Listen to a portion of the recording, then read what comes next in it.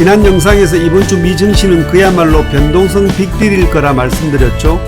기업 실적 발표, FOMC, PCE 개인 소비 지출, 그리고 GDP 성장률까지 주가는 이제 추가 상승할 일만 남았네요. 오늘은 자막을 통한 이번 주와 다음 주 미 증시에 대한 개인적인 견해입니다. 투자 방향에 참고해 보시기 바랍니다.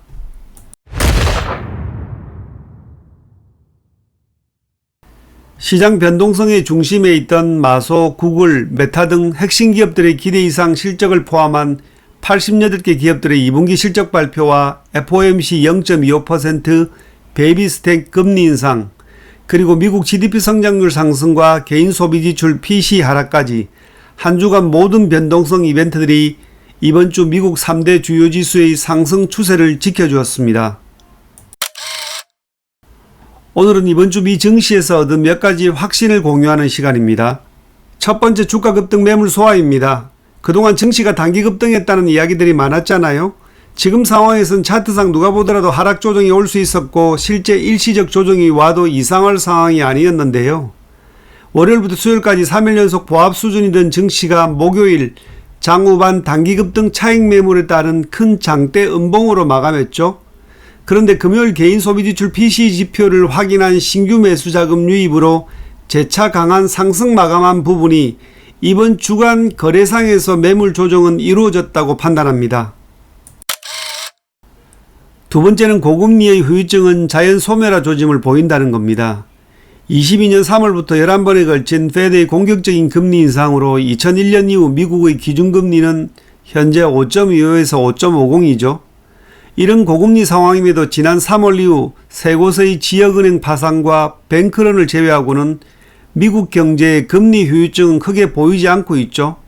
오히려 탄탄한 소비와 고용을 유지하며 둔화되고 있는 물가를 잡혀가는 일명 골드락스의 기대감이 고조되고 있습니다. 세 번째는 역시 주가에 민감한 금리 관련인데요. 7월 FOMC의 금리 인상 힌트입니다. 7월 0.25% 베이비 스텝 금리 인상은 100%에 가까운 시장 예측이었죠. 시장의 관심사는 연내 한 차례 더 추가 금리 인상 여부였는데 제롬 파월 의장은 9월 금리 동결과 금리 인상 가능성을 함께 열어두면서도 연준 내에서 미국 경제의 강한 회복력을 근거로 경기 침체가 예상되지 않는다라는 가장 호의적인 발언을 했고요. 오늘자 기준 배드워치의 9월 금리 동결 인상 전망도 80%로 압도적으로 이를 뒷받침하고 있습니다. 네 번째는 역시 숫자 기업 실적입니다. 팩트셋에 따르면 현재까지 S&P 500 기업들 중 실적을 발표한 255개 기업들의 81%가 시장 예상치를 상회하는 실적을 보고했다고 밝혔죠. 고금리 상황에서 기업들은 나름대로 감원 등의 구조조정을 통한 비용 절감을 지속해 왔고요. 마이크로소프트와 구글, 메타까지 시장 지배력을 갖춘 빅테크 기업들의 호실적 발표가 이어지고 있는데 향후에 금리가 동결되고 인하되면 상장 기업들의 실적은 더욱 늘어날 겁니다. 다음 주도 미 증시의 대장주 애플과 아마존 그리고 반도체 기업 AMD 실적 발표가 이어지고요. 경제지표인 제조서비스업 구매관리지수 PMI 지수 발표로 미국 경제의 건재함을 과시할 예정입니다. 만약 다음 주 이들의 경제 이벤트 변동성으로 여러분들의 관심 주가가 조정을 보인다면 적극적인 매수 관점으로 대응해 보시길 바랍니다. 마지막으로 미국 주식 실전 투자 미주러브의 레버리지 투자 및 관심 종목들 주가 이야기입니다. 미주러브가 중장기적으로 바라보는 미증시 흐름은 다음과 같습니다. AI 인공지능 이슈는 일시적 기대가 아닌 빅테크 기업들에게는 현실화된 미래 비즈니스 모델일 것이고요.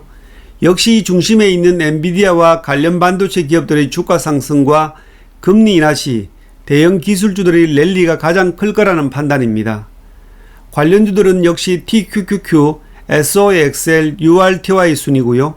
주가 회복주로는 대형은행주 BNKU와 장기채권주 TMF입니다. TMF에 대해 잠시 언급하면요. 미국 연준의 금리 동결 가능성과 상관없이 미국 국채 최대 보유국인 일본과 중국의 경제 상황과 미국 국채에 대한 시각이 호의적이지는 않습니다. 금리가 동결되고 인하되면 채권 관련주인 TLT와 TMF에 호재겠지만 지금 상황에선 이들 ETF들의 주가 상승 제한은 단순한 금리만의 문제가 아니기에 관련 종목들의 매수에 조급하지 않아도 된다는 신호를 주는 것 같고요. 미주로브 현재 보유 종목은 대형 기술주 TQQQ, 중소형 러셀 2000 URTY, 대형 탑10은행 BNKU, 그리고 여기에 추가로 수요일 21선 이탈할 때 재매수 시작한 반도체 SOXL입니다. 지금 미 증시는 이평선들이 정배열을 이루고 있는 전형적인 상승장인데요.